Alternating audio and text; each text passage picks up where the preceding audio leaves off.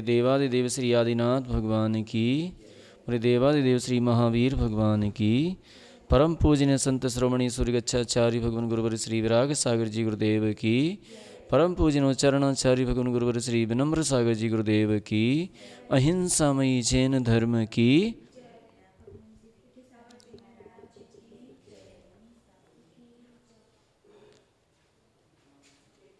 संख्या को पढ़ने के पश्चात अब उनकी सिद्धि के लिए यहाँ पर धाराएं होती हैं, ठीक है, धाराएं। तो धाराओं के माध्यम से उन संख्याओं की सिद्धि होती है, ठीक है। तो हमने कितनी धारा बताई थी बात ना? यदि आपका छूट जाएगा ना, देखो एक बात और ध्यान रखो कि अन्य विषय आप बार बार पढ़ सकते हैं, लेकिन ये चीज़ ऐसी है कि इसको जो है आप दो बार बार नहीं पढ़ सकते, इसलिए ध्यान दें इसमें। हाँ, रिकॉर्डिंग तो हुई है, लेकिन वो हो सकता है कि अभी नहीं डाली होगी, वो डल जाएगी, ठीक है। तो सबसे पहले अपनी धारा थी, 14 धाराएं होती हैं। कितनी? 14 धाराएं होती हैं,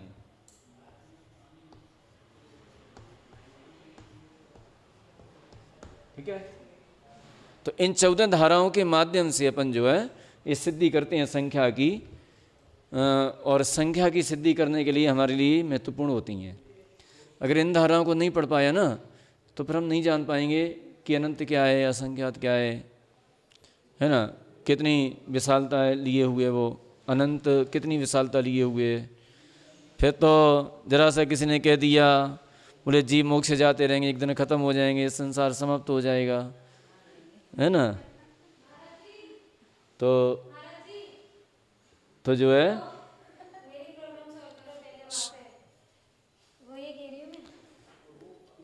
तो जो है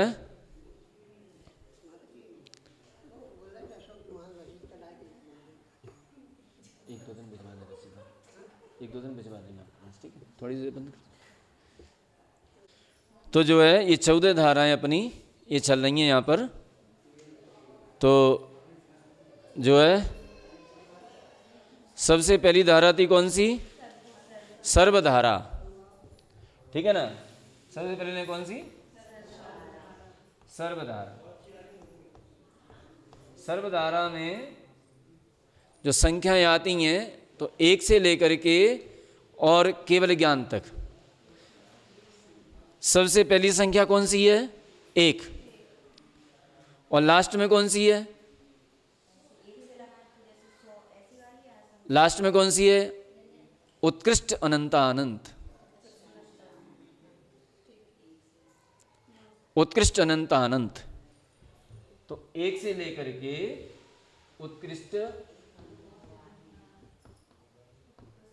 अनंतानंत, ठीक है। और उत्कृष्ट अनंतानंत क्या है? तो उत्कृष्ट अनंतानंत केवल ज्ञान के अविभागी प्रतिच्छेद। क्या है?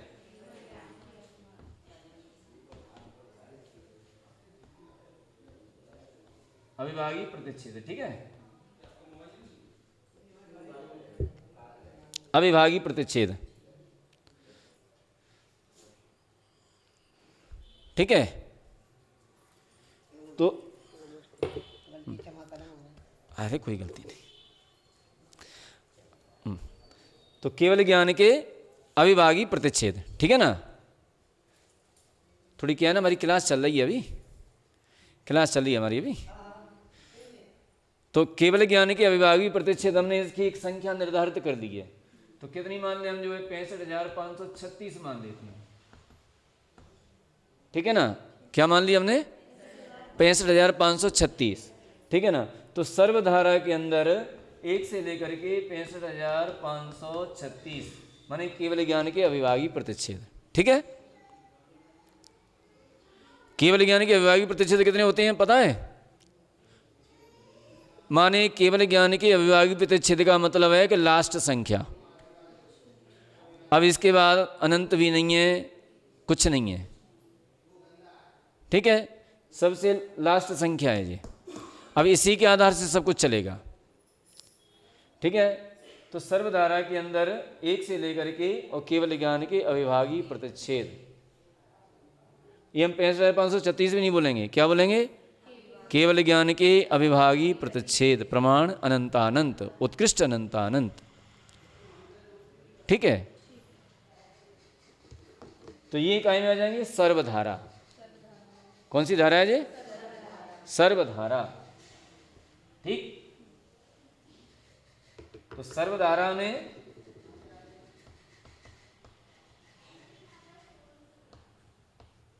ये माने सर्वधारा का मतलब है कि इसमें कोई भी ऐसी संख्या नहीं है जो बाकी रहे, ये सब आ जाती हैं। सर्वधारा में सभी संख्याएं सम्मिलित हो जाती हैं। ठीक है, अब आती है कौन सी? इसके बाद सर्वधारा माने सभी संख्याएं जिसमें आ जाती हैं, एक से लेकर के केवल ज्ञान के अविभागी प्रतिच्छेद तक। ठीक है, अब आती है कौन सी? समधारा। समधारा, तो समधारा का मतलब क्या है? समधारा में जो संख्याएं सम सम हैं उन संख्याओं को लेना है, वे सभी संख्याएं जाती हैं, जैसे 2 4 6 8 10 आदि आदि। कहाँ तक? केवल ज्ञान के अविभागी प्रतिच्छेद तक, क्योंकि केवल ज्ञान के जो अविभागी प्रतिच्छेद हैं वो समधारा में सम संख्या में हैं, वो सम संख्या में हैं। तो इसका प्रथम स्थान कौन सा है? 2, और अंतिम स्थान कौन सा है? केवल ज्ञान के अविभागी प्रतिच्छेद। अब ये मानक हमने मान लिया 65,536। ठीक है, समझ में आ रहा है? सिंपल है ना ये तो? हाँ, अभी अभी लग रही है सिंपल। विषमधारा,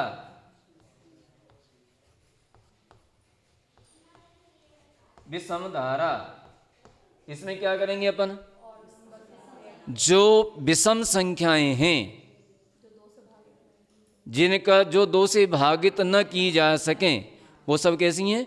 विषम संख्या। इनका प्रथम स्थान 1 है ना, 1, और अंतिम स्थान ऐसे 1 3 5 7 9 आदि आदि 63,535। केवल ज्ञान से एक अंक कम, केवल ज्ञान स्वरूप अविभागी प्रतिच्छेदों से एक अंक कम, ये इसका अंतिम स्थान है। प्रथम स्थान क्या है? 1। ठीक है ना। अब इनके एक चीज और देख लेंगे अपन, इनके स्थान कितने कितने होते हैं? इनके स्थान कितने कितने हैं? तो सर्वधारा के स्थान कितने होंगे? बोलो ना। अनंतानंत। कितने हो जाएंगे? अनंतानंत, क्योंकि 1 2 3 4 5 6 7 8 9 10 उत्कृष्ट अनंतानंत, तो ये सब स्थान ही तो आएंगे इसमें। ठीक है ना। अब समधारा में कितने स्थान आएंगे? ऐसे कैसे आ जाएंगे? उसमें उतने आ जाएंगे। अरे दिमाग तो लगाओ। सर्वधारा, सर्वधारा अपॉन 2। क्यों? क्योंकि इसमें सम ही तो लेना है। आया समझ में? तो इसके कितने स्थान होंगे? सर्वधारा के आधे। और विषम धारा में कितने स्थान होंगे? जितने इसमें उतने इसमें होंगे, आधे आधे, कि जितनी संख्या इसकी है उतनी इसकी, आधे आधे। समझ में आ रहा है? ठीक है, तो समधारा विषम धारा 3 हो गई अपनी। तो इसका प्रथम स्थान क्या है? प्रथम स्थान 1, अंतिम स्थान 65,535। द्विचरम स्थान माने सेकंड लास्ट, सेकंड लास्ट कितना होगा? 33 नहीं होगा? यही तो होगा। ठीक है, समझ में आ रहा है जी? ये आप नोट करके रखना और पक्के कर लेना इसको, है ना। हाँ चलो, अब आती है अपनी समधारा के बाद कृति धारा। कृति धारा, कृति का मतलब क्या होता है? कृति का मतलब होता है वर्ग। कृति नाम वर्ग है। तो कृति धारा, तो कृति धारा में जो संख्याएं वर्ग से उत्पन्न होती हैं वे सारी संख्याएं कृति धारा के अंतर्गत आ जाएंगी। जो संख्याएं वर्ग से उत्पन्न होती हैं, जैसे वर्ग से कौन कौन सी उत्पन्न हो रही हैं? 2 का स्क्वायर, 3 का स्क्वायर, 4 का स्क्वायर, 5 का स्क्वायर, कितनी आएंगी? 2 दूनी 4, 9, 16, 25। ये संख्याएं कैसी हैं? ये कृति धारा की संख्याएं हैं, ठीक है ना। ये कैसी है? कृति धारा। कृति माने वर्ग होता है, जो संख्याएं वर्ग से उत्पन्न होती हैं। अब इनका प्रथम स्थान कौन सा है? प्रथम स्थान है एक। एक भी कृति धारा में एक। अब एक स्क्वायर है तो 1 इंटू 1 बराबर 1। 1 4 9 16 25 और 36 49 64 81 आदि आदि, ठीक है ना। कहाँ तक पहुंचेंगे अपन? 256 कहाँ तक पहुंचे? 256 का स्क्वायर 65,536, लास्ट स्थान, क्योंकि ये भी तो वर्ग से उत्पन्न है। केवल ज्ञान के अविभाग ही प्रतिच्छेद भी जो अंतिम स्थान है अनंत अनंत का, वो भी वर्ग से उत्पन्न होती है, क्योंकि केवल ज्ञान का प्रथम वर्गमूल, केवल ज्ञान का द्वितीय वर्गमूल, केवल ज्ञान का तृतीय वर्गमूल आदि आदि। तो जो प्रथम वर्गमूल क्या कहलाएगा इसका? प्रथम वर्गमूल क्या रहेगा इसका? 256 स्क्वायर नहीं करता, वर्गमूल हो गया जी। ये वर्गमूल हो गया, और ये कर दिया तो वर्ग हो गया। और ये लिख दो 65, ये ठीक है ना। तो ये कौन सी संख्या, कौन सी धारा होगी? ये कृति धारा। कृति धारा की परिभाषा, जो संख्याएं वर्ग से उत्पन्न होती हैं वे सारी संख्याएं कृति धारा के अंतर्गत आती हैं। कृति नाम वर्ग है, अतः जो संख्या वर्ग से उत्पन्न हो, अर्थात किन्हीं भी संख्याओं का परस्पर में गुणा करने से जो संख्या उत्पन्न हो उन्हें कृति धारा कहते हैं, ठीक है। प्रथम स्थान 1, अंतिम स्थान 65,536, इसके बीच में अनंत अनंत स्थान है, ठीक है। इसके भी अनंत अनंत स्थान होंगे, क्योंकि अनंत बहुत बड़ा है ना। तो अनंत अनंत स्थान हो जाएंगे इसके भी। अब आता है अकृति धारा। अकृति धारा, इसमें आ लगा दो बस। अकृति धारा, अकृति धारा का मतलब क्या है? अकृति धारा मतलब जो संख्याएं वर्ग से उत्पन्न नहीं हो उन्हें अकृति धारा की संख्याएं कहती हैं। जैसे 2 किसी वर्ग से उत्पन्न हुई क्या? 2 3 5 7 8 10 11 12 आदि आदि 13 भी आ जाएगा, 13 लिखा ही हम आदि आदि। तो इनका जो है, ये जो है इनका प्रथम स्थान क्या है? 2, और अंतिम स्थान क्या है? 65,535, ठीक है।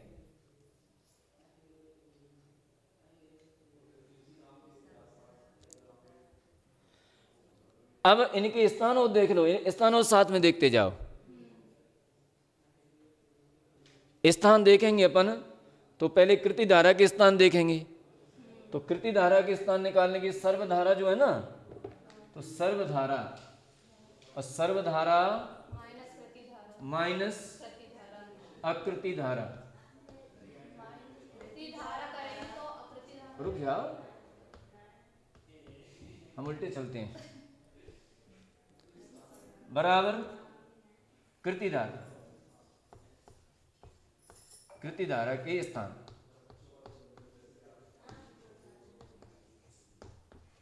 ठीक है, जो संख्याएं कृति धारा में नहीं है वो अकृति धारा में चली गई, तो सर्वधारा में से हमने अकृति धारा की संख्या को घटा दिया, तो कौन सी बचेंगी फिर? क्लियर है ना? अब अकृति धारा की, तो अकृति धारा की संख्याओं को लाने के लिए हमें क्या करना पड़ेगा? अकृति धारा आ जाएगी। आगे समझ में? सभी के समझ में आ रहा है? कोई दिक्कत तो नहीं? जहां दिक्कत हो वह पूछ लेना, ठीक है ना? रिपीट कर देंगे। तो इसका प्रथम स्थान 2 और अंतिम स्थान 65,535।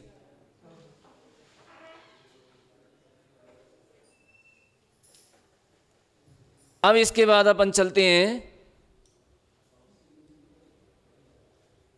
घन धारा।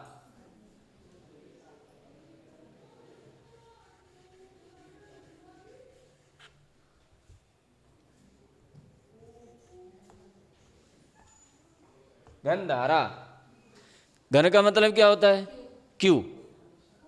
घन माने क्यू। ठीक है, तो जो संख्याएं किसी भी संख्या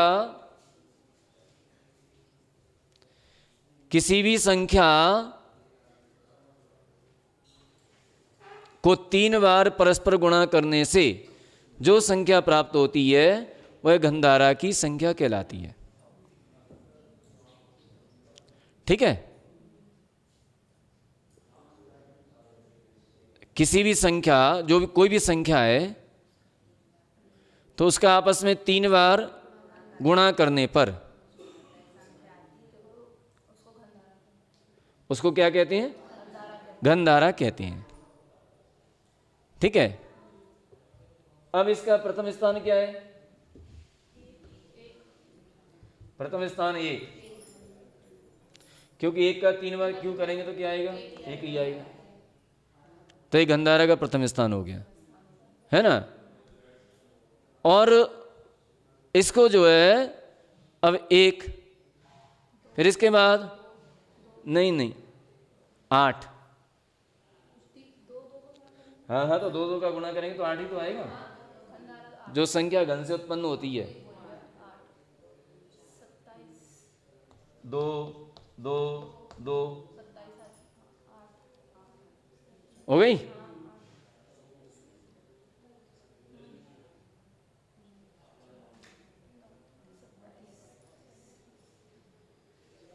तो ये जो है काय की होगी? ये घन धारा, घन धारा। तो प्रथम स्थान कितना है? 1, और अंतिम स्थान इसका कितना है? 6400 नहीं है, 64,000 आएगा। ये 40 का घन है। किसका घन है ये? 40 का घन है। तो 40 का घन करेंगे तो ये संख्या आ जाएगी।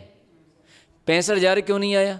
क्योंकि 41 देंगे तो संख्या ज्यादा। अगर 41 का अपन घन करेंगे तो ज़्यादा निकल जाएगी, 65,536 से ज़्यादा निकल जाएगी, इसलिए इसका ये अंतिम स्थान है घन धारा में, है ना?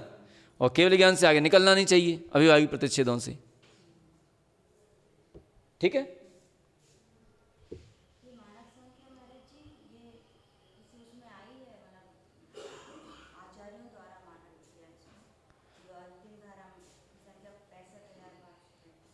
चाहे आचार्य द्वारा मान लो, हमारे द्वारा मान लो, क्या दिक्कत है? हाँ, आचार्यों के द्वारा ही मान्य है। जो टीकाकार होते हैं ना, तो टीकाकार फिर टीका करते हैं उसकी। जैसे आचार्य महाराज ने गाथा लिख दी, वो गाथा लिख के छोड़ दिया, जो टीकाकार होते हैं ना तो उन्हें बहुत सारी वो करना पड़ती है, कैलकुलेशन लगाना पड़ती है, खुचड़ पैट करना पड़े, सब कुछ। हम कह रहे हैं कि सूत्रकारों की इतनी मेहनत नहीं है। आज सूत्रकारों को जब पढ़ते हैं, जो ज्ञान करते हैं उसका, तो उन्हें संपूर्ण ज्ञान होता है, सूत्र का ज्ञान होता है, ये ठीक है। मैंने हम ये नहीं कह रहे कि ज्ञान नहीं होता, उनको ज्ञान तो बहुत होता है, लेकिन जो टीकाकार है ना उन्हें बहुत ज़्यादा मेहनत करना पड़ती है। हाँ, गाथा लिखने वाले ने गाथा लिख दी, अब उसकी टीका लिखेंगे ना, अब उनको देखो कितनी वो करना पड़ती है,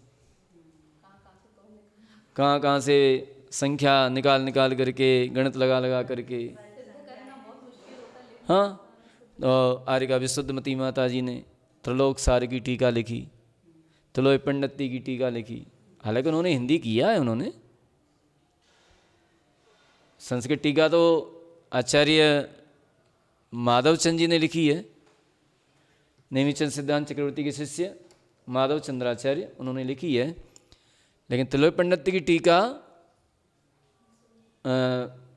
विशुद्धमती माता जी ने टीका की हिंदी की है गाथाओं की, लेकिन उसमें भी उन्होंने कैलकुलेशन लगाना पड़ती है। तो कैलकुलेशन लगाना जो है बड़ा है ना। तो गंधारा, और गंधारा के बाद आती कौन सी? अघनधारा। अघनधारा, अघनधारा से मतलब क्या है? जो संख्याएं घन के अंतर्गत नहीं आती हैं, ठीक है ना। जो संख्याएं घन के अंतर्गत नहीं आती हैं वो क्या है? अघनधारा। अघनधारा में कौन सी आएंगी? 2 3 4 5 8 तक आ जाएंगी। नहीं, 8 तो घन है, 8 तो गंधारा में। 7 9 65,536, 65,536, क्योंकि ये अघनधारा की संख्या है। ये काय में आएगी? जी वर्ग धारा में आएगी, घन धारा में नहीं आएगी। इसलिए घन धारा में नहीं आएगी, इसलिए अघनधारा। ठीक है ना, समझ रहे? हाँ, ये समझ गए? अघनधारा, घनधारा, अघनधारा, ये तो सब सिंपल है। अब थोड़ी आगे आएंगी अभी। अब आती है वर्ग मात्रिक धारा। कौन सी? वर्ग मात्रिक। वर्ग मात्रिक, वर्ग मात्रिक कैसे कहते हैं? मातृ, मातृ माने माता, माता। जैसे माता पुत्र को उत्पन्न करने की सामर्थ्य रखती है, वैसे ये संख्याएं वर्ग करने पर अन्य संख्याओं को उत्पन्न करने की सामर्थ्य रखती हैं। इसलिए इस धारा को क्या कहा? वर्ग मात्रिक। जिन संख्याओं का वर्ग करने पर वर्ग संख्या का प्रमाण केवल ज्ञान से आगे निकल जाता है, वे सब संख्याएं अवर्ग मात्रिक हैं। नहीं, वर्ग मात्रिक। वर्ग मात्रिक में जो संख्या अपने वर्ग के द्वारा अन्य संख्या उत्पन्न कराने में माता के समान होती हैं, उन्हें वर्ग मात्रिक धारा कहते हैं। जैसे 1 2 3 4 5, कहाँ तक आएंगे? 256। क्योंकि ये सारी संख्याएं वर्ग से नवीन संख्या को उत्पन्न करेंगी। कहाँ तक? 256 तक। क्योंकि 256 का 65,536 केवल ज्ञान के अविभाग प्रतिच्छेद। तो पहला स्थान 1, दूसरा स्थान 2। ये पहला एक किसको उत्पन्न करेगा? वो एक ही को उत्पन्न करेगा। ठीक है, आगे समझ में? ये भी समझ में आ गई? क्लियर? चलो, अवर्ग, अवर्ग मात्रिक धारा, वर्ग मात्रिक धारा, और इसके बाद अवर्ग मात्रिक धारा। जो संख्याएं नवीन संख्या उत्पन्न करने में समर्थ न हो, वे सब कैसी हैं? अवर्ग मात्रिक धारा। इसका पहला स्थान 57, 257 और अंतिम स्थान 65,536। क्योंकि ये संख्याएं अन्य संख्या को उत्पन्न करने की सामर्थ्य नहीं है इनमें, ठीक है। माने केवल ज्ञान का जो प्रथम वर्गमूल है, केवल ज्ञान का जो प्रथम वर्गमूल है, उस केवल ज्ञान के प्रथम वर्गमूल के आगे की जितनी भी संख्याएं हैं वे सब अवर्ग मात्रिक संख्या के अंतर्गत आती हैं। वे वर्ग से कोई संख्या को उत्पन्न नहीं करती हैं। ये अविभाज्य प्रतिच्छेद केवल ज्ञान अविभाज्य प्रतिच्छेद से तो सब आगे की हो जाएंगे महाराज जी। क्या? केवल ज्ञान के विषय के उस ज्ञान से केवल ज्ञान के अविभाग प्रतिच्छेद जो होते हैं वो अविभाग प्रतिच्छेद लास्ट संख्या है, इसके आगे कोई संख्या नहीं है। जो उत्कृष्ट अनंतानंत है वो इसके आगे नहीं है, लास्ट हो गया जी। समझ में आ गया? क्लियर? ठीक। तो ये अब अपन आगे चलते हैं। इसके बाद कौन सी है? घन मात्रिक धारा।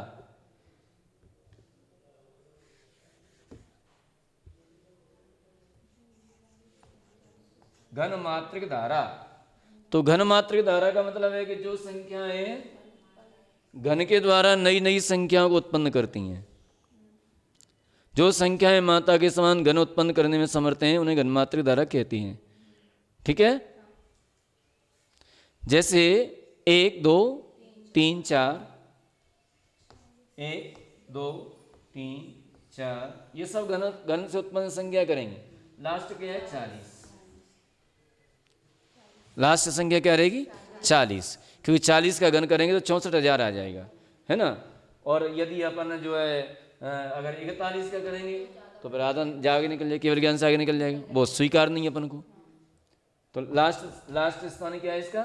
40। प्रथम स्थान 1, लास्ट स्थान 40, ठीक है। अब आता है अघन मात्रिक। अघन मात्रिक तो अघन मात्रिक संख्या जो संख्याएं घन से नई संख्याओं को उत्पन्न न कर सकें वे सब क्या है? अघन मात्रिक। 41 से ले लो, 41 से आगे की संख्या 65 536, पहला स्थान ये क्या है? अघन मात्रिक, ठीक है। समझ में आ रहा है? कोई दिक्कत तो नहीं? हाँ।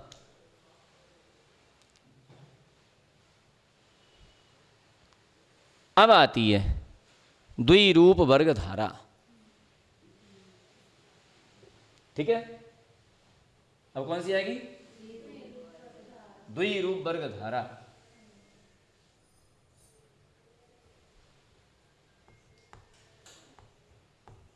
अब इसके स्थान आप लोग नोट कर लेना, कौन सी धारा के कितने स्थान होते हैं वो अपनी कॉपी में नोट कर लेना। इसको एक बार आप अपने हिसाब से लगाएंगे ना कॉपी पे, डायरी कॉपी पे, तो एकदम आपकी फिट हो जाएगी जी। और फिट हो जाएगी तो फिर अपने जीवन भर काम आएगी। जब भी आप निकालेंगे, जब भी कोई गणित का काम देखेंगे, त्रिलोक सार पढ़ेंगे, तुलय पंडिती पढ़ेंगे, ये सब काम आएंगे आपके। द्विरूप वर्ग धारा जिसमें 2 2 का गुणा करते करते आगे बढ़ता जाए, ठीक है ना। द्विरूप वर्ग धारा जैसे 2 2 का गुणा नहीं, जो संख्या उत्पन्न हो उससे उसी का गुणा, उसमें उसी का गुणा, उस 2 का नहीं, हाँ, वर्ग करते जाएं तो 2 कितना हो जाएगा? 4, और 4 का 4 से करो कितना हो जाएगा? 16। ये द्विरूप वर्ग धारा का द्वितीय स्थान है, ठीक है। इसके बाद 16 16 का करो कितना हो जाएगा? 256। ये 256 का करो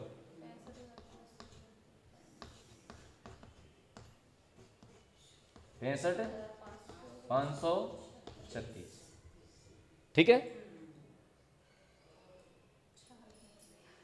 हैं? देख लो। अब इसका गुणा करो,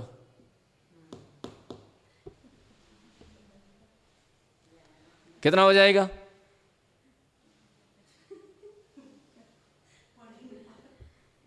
फिर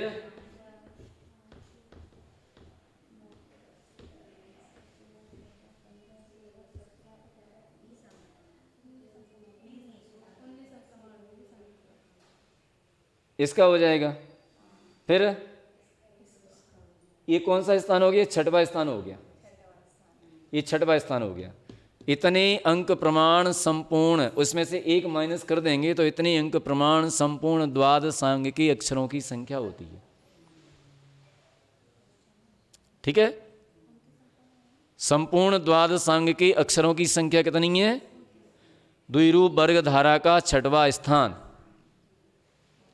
ठीक है, द्विरूप वर्ग धारा का छठवां स्थान।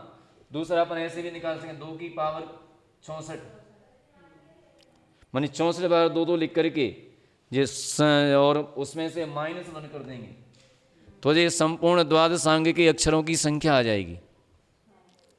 द्विरूप वर्ग धारा का छठवां स्थान, ये क्या है? संपूर्ण द्वादश सांगिकी अक्षरों की संख्या। ठीक है, मल्टीप्लाई 65,536 स्क्वायर हैं, वो तो लिखना ही पड़ेगा। संख्या अगर गुणा कर सकते तो कर लो। 184 आगे लिखी होगी इसमें, जी लिखी तो है 184 संख 40 पद्म, आगे बोलो हैं 184 40 74 74 40 73 70 95 हैं 51 के 91 91 616। ठीक है, और -1 कर दिया तो क्या बचेगा? 15। इतने अक्षर होते हैं संपूर्ण द्वादशांग में। द्वादशांग में नहीं, संपूर्ण श्रुत ज्ञान की अक्षर हैं जी, संपूर्ण श्रुत ज्ञान के अक्षर हैं जी। ठीक है, हैं 19 का ज़्यादा हो जाएंगे, 2 4 6 8 10 12 14 16 18 20 अंक हो गए। 184 संख 46 पद्म 74 नील 40 खरब 73 अरब 70 करोड़ 95,91,616।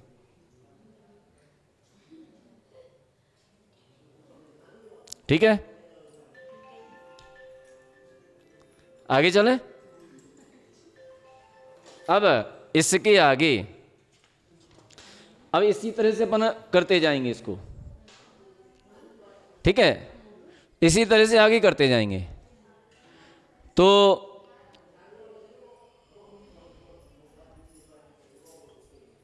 आगे करते करते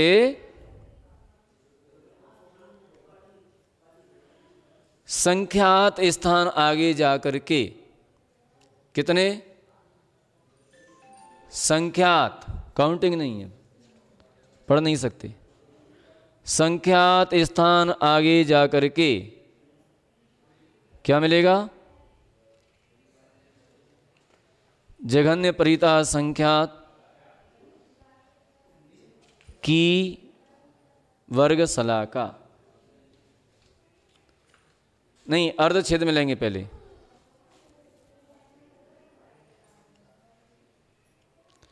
इसमें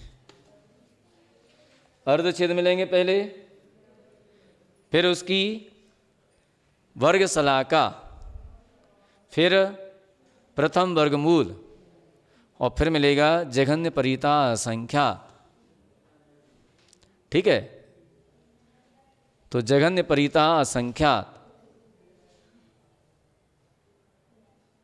जघन्य परिता असंख्यात, और फिर आगे अपन बढ़ेंगे तो संख्यात स्थान आगे बढ़ते बढ़ते फिर जघन्य युक्ता संख्यात की वर्ग सलाका मिलेगी, और उसका फिर जघन्य युक्ता संख्यात मिलेगा। फिर और स्थान आगे बढ़ेंगे तो असंख्यात बार जब ये अब असंख्यात स्थान आगे बढ़ जाएंगे तब मिलेगा क्या? पल्य। पहले पल्ले की वर्ग शलाका मिलेगी, पहले पल्ले की अर्धछेद मिलेंगे, वर्ग शलाका मिलेगी, फिर प्रथम वर्गमूल मिलेगा, और फिर जब एक बार और करेंगे सो पल्ले मिल जाएगा। माने कुल मिलाकर के अपन ये देखें कि पल्ले कितना बड़ा हो गया?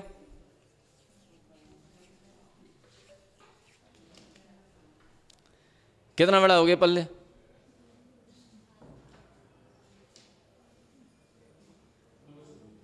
अब अपने इसमें आएंगे पल्य, है ना, सूच्यंगुल, अंगुल। अब ये सारी संख्याएं अब इसमें निकल निकल करके आएंगी। तो अब सारी संख्या निकल निकल कर आएगा नहीं। टाइम कितना हो गया अपना? तो अब निकल निकल कर आएंगी सारी संख्याएं।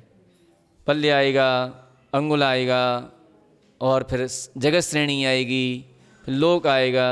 ये सारी संख्याएं इसमें निकल निकल करके आएंगी। तो अपन जान सकेंगे कि वास्तव में जो संख्याएं हैं वो कितनी बड़ी बड़ी संख्याएं हैं, है ना। तो उन संख्याओं को अपन जो है अब अपन कल पढ़ेंगे। आज अपना इतना ही, है ना। आज इतना, माने यहाँ तक 12 तक हो गई अपनी धाराएं, 12 तक धाराएं यहाँ तक हमने पढ़ा दिया। इसको कंप्लीट करो, है ना। कल अपन और आगे बढ़ेंगे, ठीक है ना। इस तरह से बोले महावीर भगवान की